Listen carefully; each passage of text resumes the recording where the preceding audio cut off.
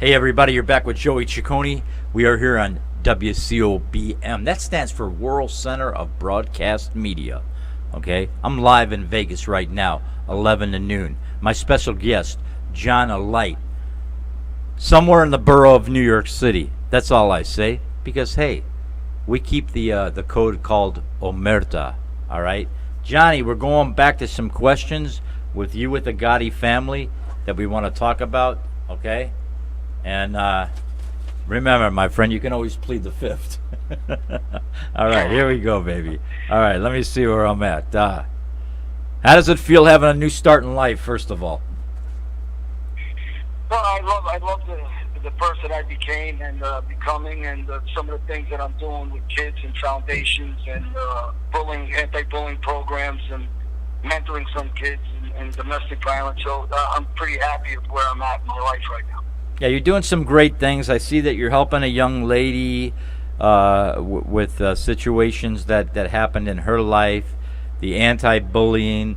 You're taking a positive turn on life. Everybody makes mistakes in life, and now we have a nice, clean start for John Alight. Okay, and you know, from the heart, as a friend, I wish you the best. Do you miss the man you were? Well, you know, some of the things in your old lifestyle, of course, you're going to miss. There's a lot of power that was involved with it. But it's not the adrenaline rushes were incredible, and it's just not the right way to live life. I mean, you know, when the Gottis ordered me to do things, or, you know, the family itself ordered me to do things, and then you're making people go bye-bye. I mean, you know, you're ending their lives. You're hurting guys, shooting guys, and that's what I did from. So, you know, some of those stuff, you know, I got to live with that today, but, you know, it's the reality of what I used to do. Well, I got to ask the question, man. I got to come right out because, you know, my show brings up a lot of these topics with different people, and you as a host, even online, means a big deal to me because you take the time to call into the show and talk to me and everything. But bottom line is you did things. You made people disappear. You had to do things that, whether you wanted to do or not, that was part of the family. You did it. Good or bad, it was done. And when you got the order, you took care of it. Am I right about that?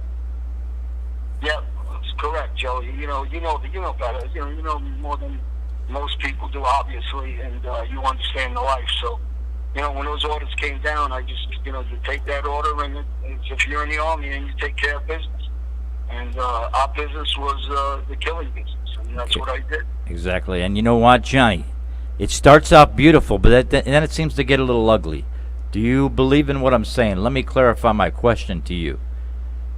As a good fellow, everything seems to start out wonderful. The money, the life, the woman, the cars, the everything, man. And then at the end, it seems to get ugly at the end. I mean, is this the life we lead? Well, you know, I've said this before. You know, what the problem is, you don't have reading the small print. So meaning that your eyes are open to the excitement, the glamour, the glitz, the woman, the traveling, but you're not reading the small print because somewhere down the line you're going to pay for what you're doing. And either with your life or donating part of your life to the prison system. And that's where my book comes in, you know, Prison Rules. Because you're not going to get a pass. Very, very few guys get a pass. Right, and let me tell you something. If you're out there, you're not going to get it. Yeah, and I didn't mean to interrupt you, but let me tell you something. That's a life in itself, and I'm looking forward to reading that. Why did it all go bad between you and Junior Gotti?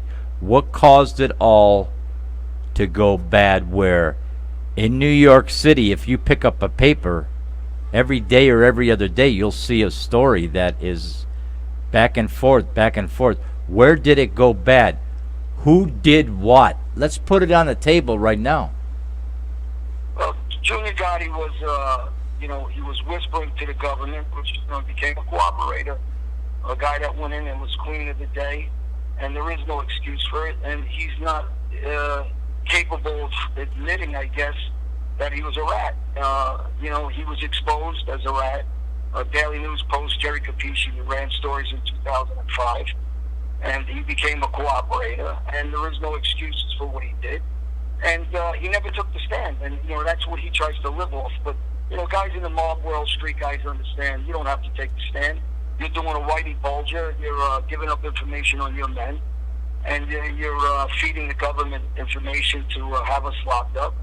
And he couldn't. Maybe he never took the stand for a lot of reasons, like Willie Boy Johnson didn't. He didn't take the stand because he knew once you got on the stand, he's exposed, and his boxes of 302s on him. Those are cooperating documents. And so he chose not to take the stand, and somehow papers got leaked out. And we exposed him in my book with George Anastasia, Gotti's Rules. John Gotti Jr. was working with the government since 2005. I mean, he actually does a YouTube and says he's sick to his stomach, that he had a weak moment. Right. Which, I don't know what a weak moment means. It means you became a rat, that's it. Own up to what you did. All right. Like I did. Hey, listen, I came in cooperated. I got a new life. But I'm okay with what I've done in my life, and I move forward. All right, but you stay in the past. All right, but you cooperated and you did your time for people that disappeared. Basically, you did your time for that. John, Correct. Please, I gotta ask the question. All right, I gotta ask it. I mean, did you have to turn state evidence on them or rat on them, or did you just go away and do your time and keep your mouth shut? No, when Gotti came back and they asked me to testify against Gotti at his trial, I did. And I tell everybody the same thing over and over. I became a cooperating witness, but not against him. He was already ratting. And he, matter of fact, was going to open up the Bronx House of Detention to lock up. He was buying a private jail to have guys like me locked up and friends of ours locked up. And he was going to profit off that. That's in his own words, his own documents. So there's no change there. Gabish, okay, so he needs to move on with his life.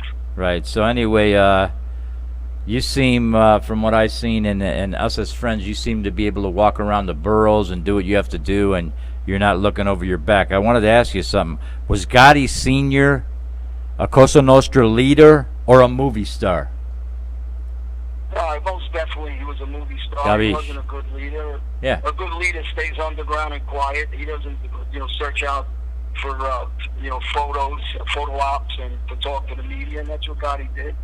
And his son is, basically doing the same thing, not capable guy.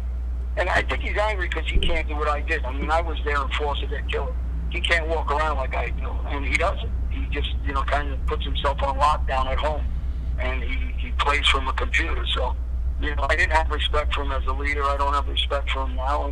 And matter of fact, I challenged him to, pay-per-view and Celebrity Boxing asked us to get in the ring, and he refused. So, right, it's just his character. He likes to type, on a computer and hide and talk a lot. But, when it comes down to being, what we call a man's man, he won't do it. So he didn't do it in the street. He won't do it in the ring, and he still ain't going to do it.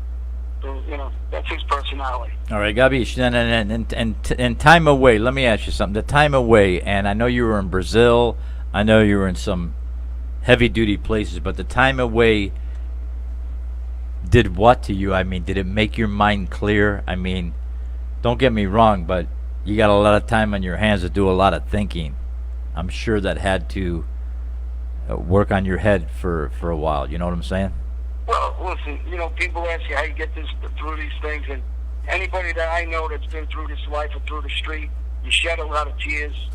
Your emotions are up and down, and you get back off the floor, and you continue with life, forward. And the guys that can't move forward are guys that either take their own lives or become a John Gotti Jr. living in the past and not releasing and letting go and moving on with life. I move on with life. I did what I did. I can't change it. And today's today, and tomorrow's going to be a new day. So that's how I look at it. And I enjoy my life in a positive way now. So. No, I know, and I got to give you props for that, because me and know a lot of the guys that they're back and forth, man. There's just a lot of issues, and you're moving in a positive way. Johnny, we got some more questions coming up. We're going to go into segment 3. We love having you. We're talking to John Alight. He is, I would like to say, the former enforcer for the Gotti family with Junior Gotti. He has written a book called Gotti's Rules. Anastasia was a part of this. It's very popular. It's a New York bestseller. You're watching the Joey Ciccone Show Connected. We'll be right back.